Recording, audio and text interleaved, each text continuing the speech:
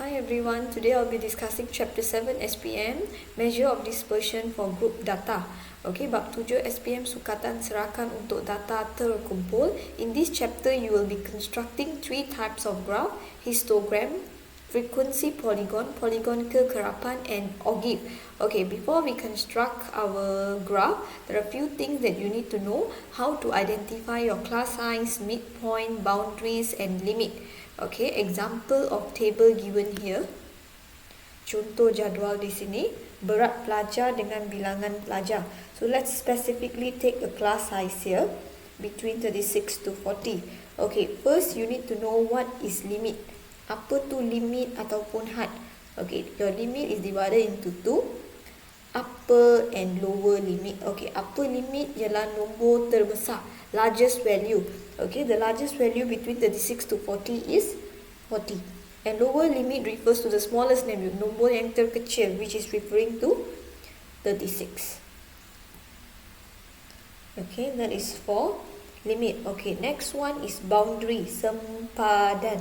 What is boundary? Two types of boundary you have, upper and also lower boundary. Kamu ada sempadan atas dan sempadan bawah. How do you calculate your upper boundary? Your upper boundary will be upper limit of your current class plus lower limit of your next class, 41, and then you divide by 2, where your answer will be 40.5. How about your lower limit? For your lower limit, you will take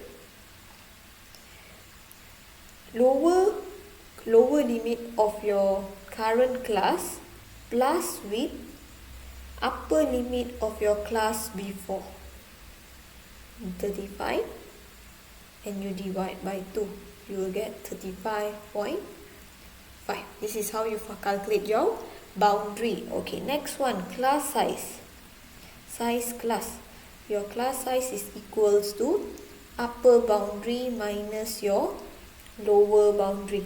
Sempadan atas tolak sempadan bawah.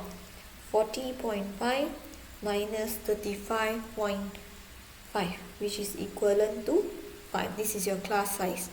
Okay, next one is midpoint, titik tengah. To find your midpoint, you will take your upper limit plus with your lower limit divide by 2. So for 36 to 40 here, your upper limit plus lower limit. So 36 plus 40 divide by 2, where your midpoint will be 38. Okay, so these are the important things that you need to identify before you can construct your graph. Okay, next thing, let's see how do you construct a histogram. Untuk melukis histogram, okay, contoh 1, they ask us to draw a histogram and also a frequency polygon. Okay, for a histogram and frequency polygon, you need to know in your what represent your axis, apa yang mewakili kamu punya axis. Okay, for your histogram, here will be frequency, kekerapan, and here will be your upper boundary, sempadan atas. This is for histogram. Okay, how about frequency polygon, kekerapan? You will use midpoint, the center part. Kamu akan guna titik tengah, and you have to start with 0 and end with 0. So it will be something like this, frequency polygon, polygon kekerapan. So remember, untuk lukis histogram, you will use upper boundary, sempadan atas, and to draw your frequency polygon, you will use midpoint, titik tengah. So the first thing, when you want to draw your graph, find your boundary. For histogram, find your boundary. Next, lepas kamu dah cari boundary, you can draw your histogram. Your y-axis is referring to frequency and your x-axis is your height, ketinggian. Okay, your upper boundary.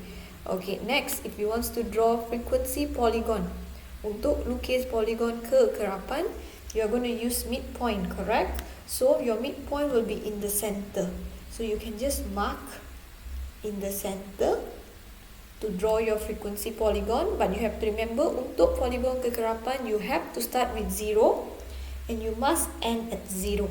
Okay, that's the condition for polygon, frequency polygon. Okay, next, how do we draw ogive? Okay, for ogive, it's a known as cumulative frequency graph, okay, where we use cumulative frequency for your y-axis, kekerapan longgokan. Okay, what do they mean by kekerapan longgokan? Example, I give you a table where your range is, this is your frequency, kekerapan. They have given you 10, 12, 14, 20. Example, this is the frequency. How do you find your cumulative frequency, kekerapan longgokan?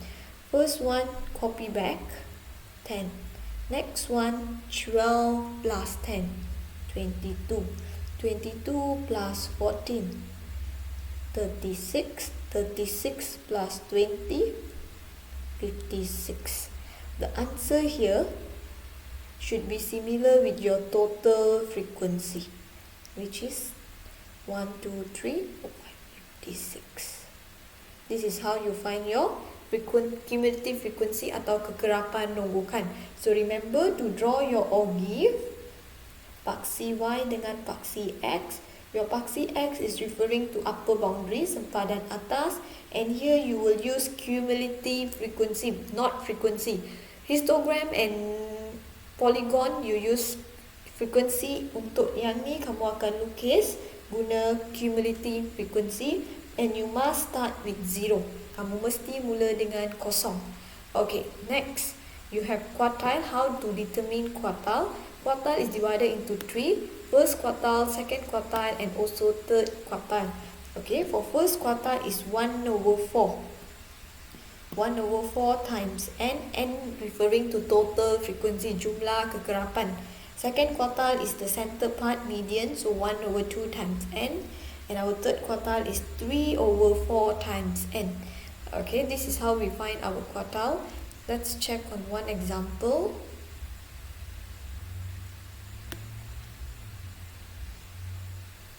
Okay, so to draw your ogive, first you are supposed to find your upper boundary. Second, you are supposed to find your cumulative frequency, sempadan atas dengan kekerapan longgokan.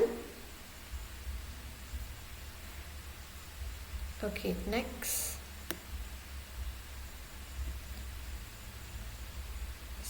So, in this table here, we have upper boundary. Kami dah ada upper boundary. And we also already have our cumulative frequency.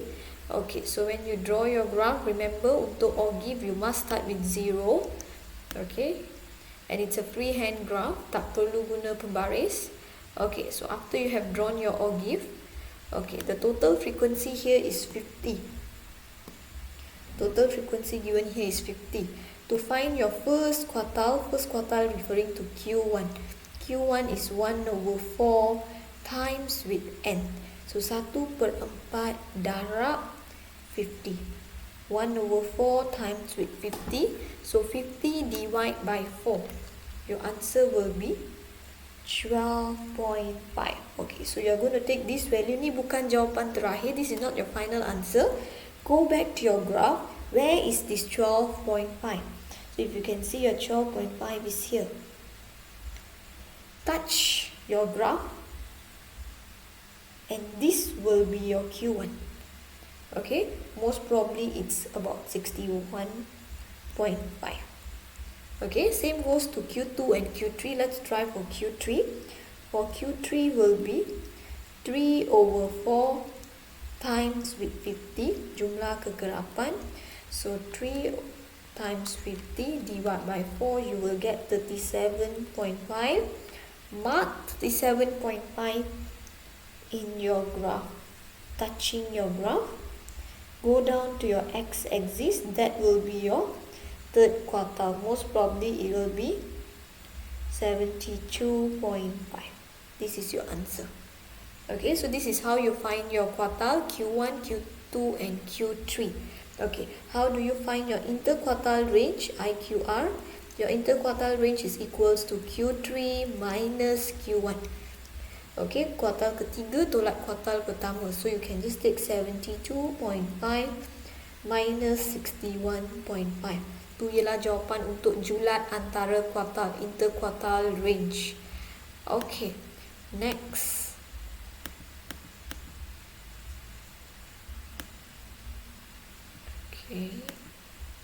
Okay, next we are going to study on how to calculate variance and standard deviation.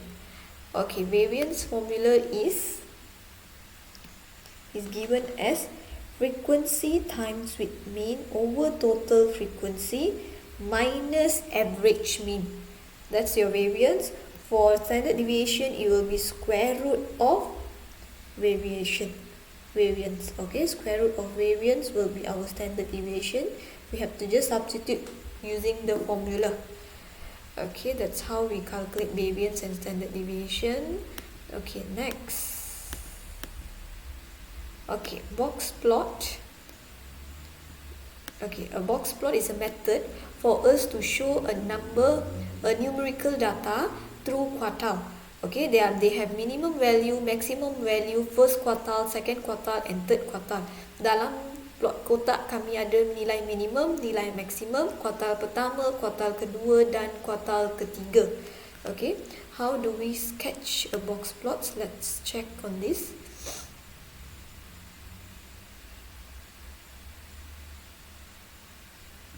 Okay, so box plot is usually we draw it from a OGIF. Okay, so based on this OGIF here, you are going to check what's your minimum value and what's your maximum value. How do you find out your minimum value and your maximum value from this graph is? Okay, your minimum value is your initial value, 50.5. This is your minimum value, nilai minimum. Maximum value is your final largest value, which is here.